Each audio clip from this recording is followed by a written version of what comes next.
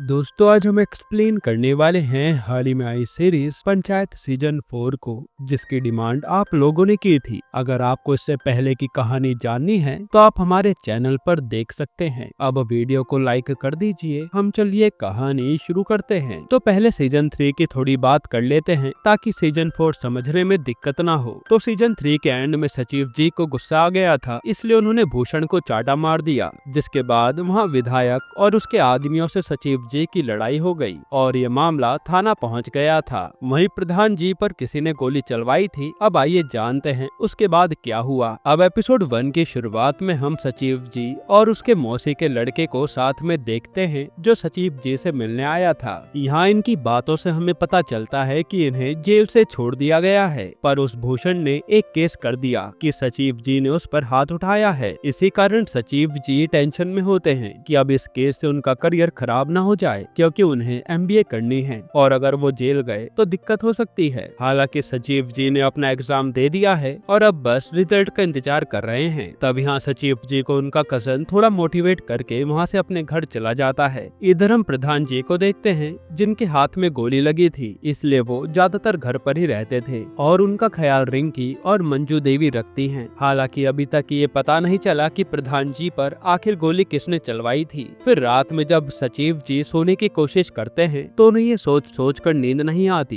कि कहीं भूषण के केस के कारण उन्हें जेल न जाना पड़े। तब वो सीधा प्रहलाद को फोन करके शराब के बारे में पूछते हैं कि थोड़ी पड़ी हो तो लाओ मन हल्का कर लूं। तब प्रहलाद उन्हें सीधा अपने घर बुला लेता है और ये दोनों जाम लगाने लगते हैं। वहीं हम विकास और उसकी पत्नी खुशबू को देखते हैं, जो ये डिस्कस कर रहे थे कि उन्हें जो प्रहलाद ने पैसे दिए हैं वो उसका क्या करें। असल में प्रहलाद को उनके बेटे के शहीद होने के कारण सरकार ने कुछ पैसे दिए थे, जो कि प्रहलाद ने विकास को दे दिए। तब यहाँ खुशबू कहती है कि वो 40 लाख हैं, तो हम अच्छी सी जमीन ले लेते हैं और बाकी जो पैसा बचेगा उसका सोना ले लेंगे। तभी इन्हें आवाज आती है किसी के जोर जोर से चिल्लाने की और पता चलता है कि ये तो सचिव जी हैं, जिसे दारू चढ़ गई है और प्रहलाद से वो कह रहे हैं कि आज मैं उस भूषण को छोड़ूंगा नहीं, आज उसे अच्छे से पीटूंगा, उसके कारण मेरे ऊपर केस हुआ है। उसी समय वहाँ विकास भी आ जाता है और वो सचिव जी को समझाने लगता है, लेकिन सचिव जी तो मानने को तैयार ही नहीं थे। तब विकास कहता है कि अब भूषण को मारोगे तो बिना केस के जेल जाना होगा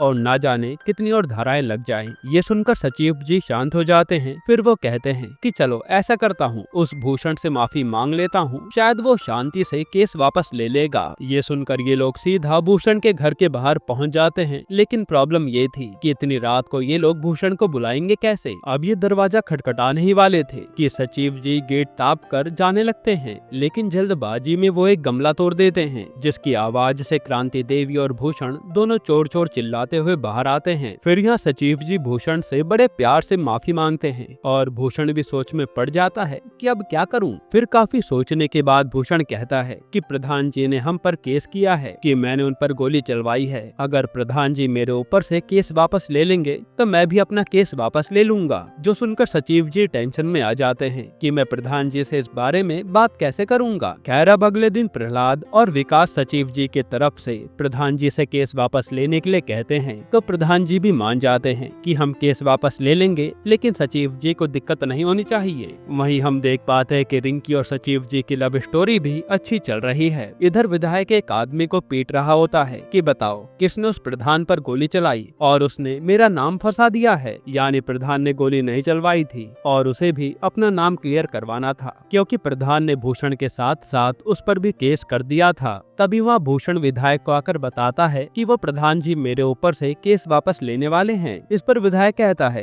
कि उससे कहो कि हमारे ऊपर से भी केस वापस ले ले, वरना तुम्हारे साथ अच्छा नहीं होगा। जो सुनकर भूषण सोच में पड़ जाता है कि ये बात मैं प्रधान से कैसे करूंगा। इसके बाद ये लोग सीधा थाने पहुंचते हैं और वह भूषण आता ही कहता है कि मेरी एक और शर्त है, आपको विधायक से भी अपना केस वापस लेना होगा। जो सुनकर मंजू देवी इसके लिए भी मान जाती है और जैसे वो लोग पुलिस वाले से अपना केस वापस लेने की बात करते हैं, तो पुलिस वाला कहता है कि अगर आपने केस वापस ले लिया तो अब सवाल यह है कि आप पर गोली चलवाई किसने थी, क्योंकि अब चुनाव का टाइम है तो लोगों को यही लगेगा ना कि प्रधान जी ने खुद पर गोली चलवाई थी वोट पाने के लिए। ये सुनकर सब टेंशन में आ जाते हैं। फिर ये लोग बाहर आकर डिस्कस करने लगते हैं कि हमें क्या करना चाहिए। तब सचिव जी प्रधान जी से कहते हैं कि आप केस वापस मत लीजिए, जैसा चल रहा है चलने देते हैं। हैं, मेरे ऊपर लगा केस मैं खुद हैंडल कर लूंगा, वरना लोग आप पर सवाल उठाएंगे कि गोली आपने खुद ही चलवाई थी। तभी वहाँ विनोद आता है जो बताता है कि भूषण भाई की एक और शर्त है कि आपको उस विधायक का घोड़ा उसे वापस करना होगा। जो सुनकर इन लोगों को गुस्सा आ जाता है कि ये लोग शर्त बढ़ाते जा रहे हैं, और फिर थोड़ा सोचकर ये लोग बिना केस वापस लिए ही चले जाते हैं। अब जैसे ये बात पुलिस वाले को पता चलती है तो वो भूषण को गरियाने लगता है कि जब अच्छा खासा केस हट रहा था तो ये शर्तें बढ़ाने के लिए किसने कहा था। जो सुनकर भूषण भी उदास हो जाता है। यहीं पर एपिसोड 1 खत्म होता है। एपिसोड 2 की शुरुआत में सचिव जी, प्रहलाद और विकास के साथ सरकारी स्कूल में आते हैं टॉयलेट देखने के लिए। असल में अब चुनाव आ गए थे तो ये लोग प्रचार यहीं से शुरू करने वाले थे सफाई करके, जिससे मंजू देवी को लोगों से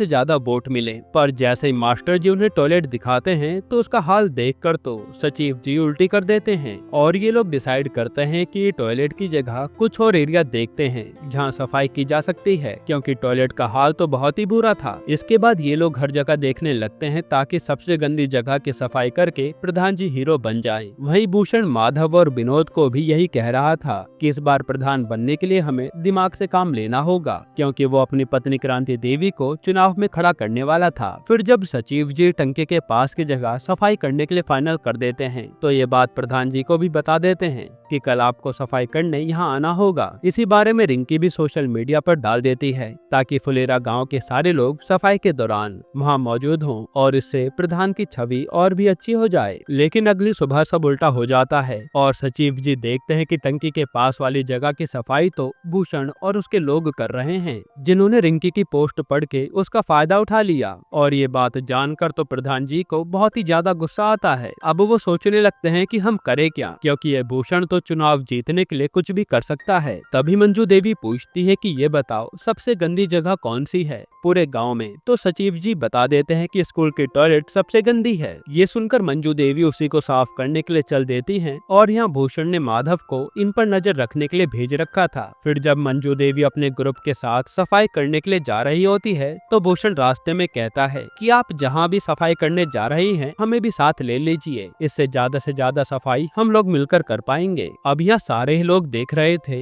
इसलिए मंजू देवी उन्हें भी साथ चलने को कह देती हैं। फिर ये लोग चलते चलते स्कूल पहुँच जाते हैं और मंजू देवी चाह रही थी कि टॉयलेट वही साफ करे ताकि लोग उनकी बढ़ाई कर सके। तब यहाँ क्रांति देवी और मंजू देवी के बीच में झगड़ा होने लगता है, जिसमें भूषण का ग्रुप और प्रधान जी का ग्रुप आमने सामने था और अब टॉयलेट साफ करने को लेकर लड़ाई हो रही थी। तभी यहाँ गुस्से में मंजू देवी कहती हैं कि इस भूषण ने मेरे पति पर गोली चलवाई है, इससे ज्यादा कोई कैसे गिर सकता है। जो सुनकर क्रांति देवी बहस करने लगती है कि मेरे पति ने कोई गोली नहीं चलवाई। और अब पूरे गांव के सामने बेइज्जत होने के बाद क्रांति देवी भूषण, विनोद और माधव को साथ लेकर वहां से जाने लगती है और गांव वाले भी गोली चलने के बारे में बात कर रहे थे। फिर थोड़ा आगे चलकर भूषण को एक आइडिया आता है तो वो माधव और विनोद से कहता है कि मैं एक चाल चलने वाला हूँ, इसलिए जो भी यहाँ होगा वो किसी से बताना मत। ये कहकर वो अपना माथा फोड़ लेता है। वहीं यहाँ मंजू देवी ने जैसे तैसे करके टॉयलेट साफ कर दिया था, जिसे देखकर गांव वाले उसके लिए तालियां बजाते हैं। तभी वहाँ पर क्रांति देवी भूषण को लेकर आती है जिसके सर से खून बह रहा था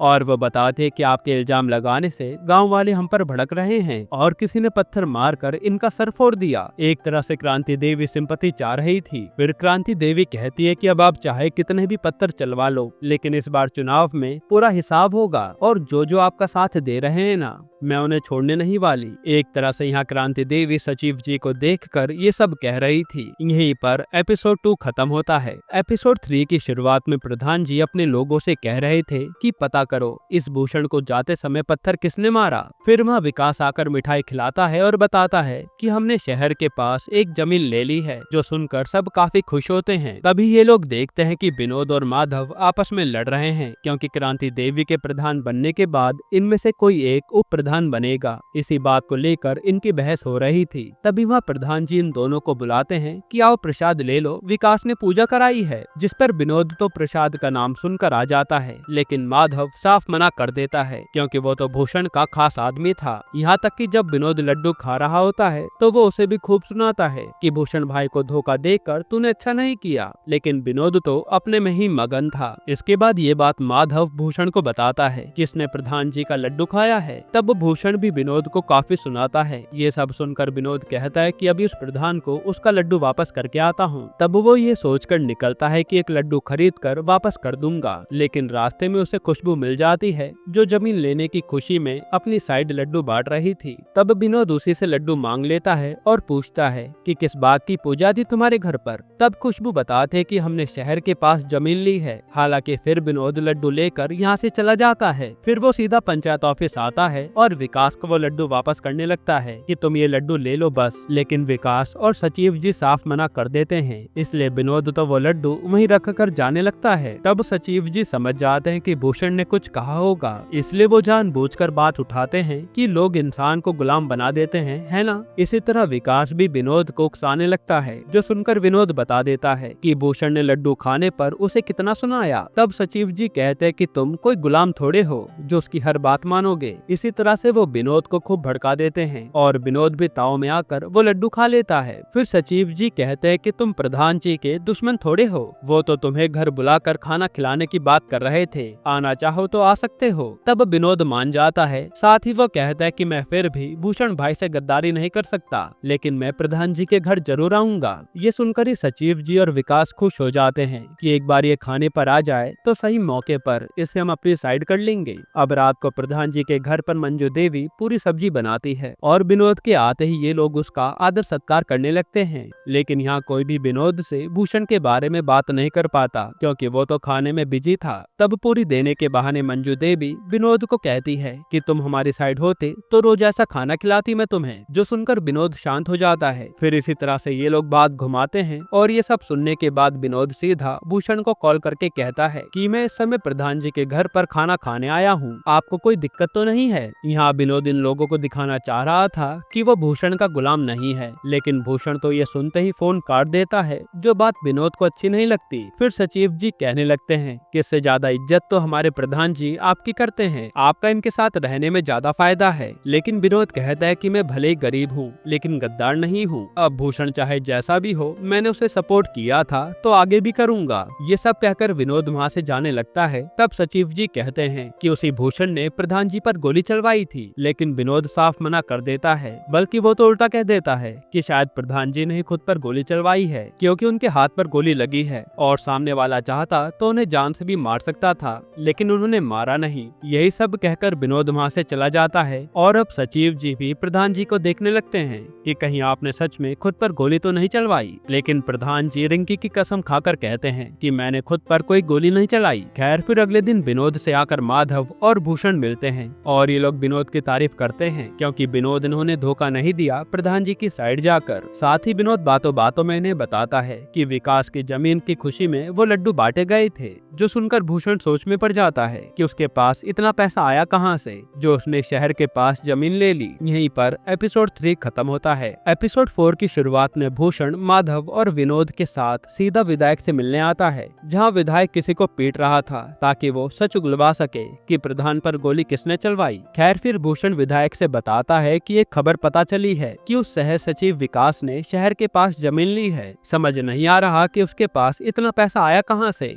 जरूर इसमें उस प्रधान की चाल होगी। जो सुनकर विधायक कुछ सोचने लगता है और कहता है कि मैं कुछ करता हूँ। तभी माधव कहता है कि जो भी करना नॉमिनेशन से पहले करना, थोड़ा प्रधान की खिल्ली उड़ेगी तो गांव वालों के सामने मजा आएगा। ये सुनकर विधायक कहता है कि माधव तू दिमाग तो अच्छा चलाता है, जब भूषण की बीवी प्रधान बनेगी तो प्रधान तुझे ही बनाया जाएगा। ये सुनकर विनोद को अच्छा नहीं लगता। खैर इधर हम प्रहलाद, विकास और सचिव जी को बातें करते हुए देखते हैं कि वो नॉमिनेशन के लिए कैसे जाएंगे। तब प्रहलाद कहता है कि 8-10 सफेद कार लेकर चलेंगे, तो सचिव जी कहते हैं कि उस विधायक का घोड़ा भी लेकर चलते हैं ताकि हमारा रौब सबको दिख सके। पर प्रॉब्लम ये थी कि वो चलाएगा कौन। तब यहाँ विकास बम बहादुर का नाम बताता है कि वो घोड़ा चला लेता है। ये सुनकर सचिव जी बम बहादुर को कॉल करके पंचायत ऑफिस आने के लिए कहते हैं। इधर प्रधान जी भी नॉमिनेशन की तैयारी में लगे थे, तभी उनके यहाँ एकदम से रेड पड़ जाती है जो विधायक ने भेजी थी। वहीं विकास के घर पर और पंचायत ऑफिस में भी पुलिस वाले आकर इन लोगों से फोन ले लेते हैं और इन्हें एक जगह बैठा देते हैं। अब जैसे रेड की खबर क्रांति देवी और भूषण को पता चलती है तो वो पूरे गांव वालों को भड़काने लगते हैं कि ये प्रधान ने काफी पैसों का घोटाला किया होगा, जिस पर गांव वाले भी इनकी बात मान रहे थे। यहाँ विकास पुलिस वालों को देखकर काफी टेंशन में लग रहा था। तब सचिव जी उससे पूछ लेते हैं कि बताओ आखिर बात क्या है, तुम्हारे घर पर रेड पड़ने से कोई दिक्कत है क्या? इस पर विकास बताता है कि मेरे घर पर प्रहलाद चाचा के 6 लाख रुपए पड़े हैं जो जमीन लेने के बाद पैसे बच गए थे। अगर वो इनके हाथ लगे तो ये लोग मुझे कहीं जेल में ना डाल दें। ये सुनकर सचिव जी टेंशन में आ जाते हैं। तभी वहाँ बम बहादुर खिड़की से आता है कि बताओ सचिव जी क्यों बुलाया था। तब सचिव जी को आइडिया आता है और वो बम बहादुर को एक काम करने के लिए कहते हैं। इधर खुशबू भी उन पैसों को लेकर टेंशन में थी। तभी वहाँ किसी तरह सीढ़ी लगाकर बम बहादुर छत पर आता है और खुशबू को बुलाकर कहता है कि विकास ने वो पैसे मुझे देने के लिए कहा है, इसलिए जल्दी से लाओ, मुझे निकलना है। तभी खुशबू जैसे पैसे लेने नीचे आती है तब पुलिस वाले उसे रोक देते हैं कि जब तक रेड खत्म नहीं हो जाती चुपचाप यहीं बैठी रहो। लेकिन खुशबू कहती है कि मैं प्रेग्नेंट हूँ ना, तो जी मचल रहा था इसलिए मैं छत पर खुली हवा में गई थी। खैर पुलिस को देखकर बम बहादुर वहाँ से भागने की सोचता है और बुरी तरह नीचे गिर जाता है। अब उसकी आवाज सुनकर ये दोनों पुलिस वाले भी जैसे छत पर जाकर देखते हैं तो उन्हें कोई भी नहीं मिलता क्योंकि बम बहादुर कहीं छुप गया था। खैर फिर पुलिस वालों को खुशबू कहती है कि प्रधान जी की बेटी रिंकी को बुला दीजिए, वो रहेगी तो मेरी तबीयत का ध्यान रखेगी। जो सुनकर पुलिस वाले भी मान जाते हैं। तभी उन्हें बम बहादुर दिखता है जो कहीं जा रहा था, इसलिए वो उसे कहते हैं कि प्रधान जी की बेटी को यहाँ ले आओ। इसके बाद बम बहादुर सीधा रिंकी को लेने आता है और उससे पुलिस वाला बात करके जाने देता है। पर बम बहादुर को देखकर उसे शक होने लगता है कि ये आदमी कुछ ठीक नहीं लग रहा। खैर इसके बाद जब रिंकी और खुशबू साथ में होते हैं तो रिंकी बताती है कि बम बहादुर घर के उस साइड में खड़ा है, तुम बस पैसे नीचे फेंक दो, वो ले जा लेगा। तब खुशबू पैसे लाकर देती है और इनके नीचे से ही वो पैसे छत के उस पार फेंक देती है। और जैसे बम बहादुर वो पैसे पकड़ता है तभी वहाँ पुलिस वाले आ जाते हैं, यानी उन्होंने बम बहादुर को रंगे हाथों पकड़ लिया था, वो भी पैसों के साथ। इसके बाद ये लोग रिंकी, विकास, बम बहादुर और खुशबू को थाने लेकर जाने लगते हैं। पर यहाँ प्रधान जी का ग्रुप गाड़ी के सामने आ जाता है कि आप लोग ऐसा नहीं कर सकते, जरूर ये उस विधायक की चाल है जिसने आपको यहाँ भेजा है। और प्रहलाद भी कहता है कि ये पैसा मेरा है, लेकिन ये पुलिस वाला नहीं मानता। तभी वहाँ एक बड़े अधिकारी की गाड़ी आती है जो उस ऑफिसर को अंदर बुलाकर एक चाटा मारता है और कहता है कि उस विधायक की चाटना बंद कर, और वो वैसे भी विधायक नहीं रहा, इसलिए चुपचाप यहाँ से निकल ले। ये बोलकर वो अधिकारी चला जाता है और ये ऑफिसर आकर चुपचाप प्रधान जी को पैसे लौटाकर कहता है कि मुझे पता नहीं था कि आपकी पहुँच इतनी ऊपर तक है, अब हम आपको परेशान नहीं करेंगे। ये कहकर वो चला जाता है और भूषण और क्रांति देवी देखते रह जाते हैं कि ये हुआ क्या। यहाँ सचिव जी के साथियों को भी समझ नहीं आ रहा था कि आखिर इन्हें बचाने कौन आया और क्यों आया, क्योंकि इन्होंने किसी से भी मदद नहीं मांगी और कौन हो सकता है विधायक से भी ज्यादा पावरफुल। खैर फिर अगले दिन जाकर ये लोग चुपचाप अपने नॉमिनेशन फॉर्म भर देते हैं, जहाँ क्रांति देवी मंजू देवी के सामने खड़ी थी। यहीं पर एपिसोड 4 खत्म होता है। दोस्तों अब ये सीरीज थोड़ी बड़ी है, इसलिए बाकी के एपिसोड लाने में थोड़ा टाइम लग रहा है। अगर आप चाहते हैं कि बाकी के एपिसोड हम आज रात ही अपलोड कर दें तो कमेंट में पार्ट 2 लिख देना, हम ले आएंगे। और अगर आपको हाल ही में ये कमाल की मूवी देखनी है तो आप ये वीडियो देख लीजिए।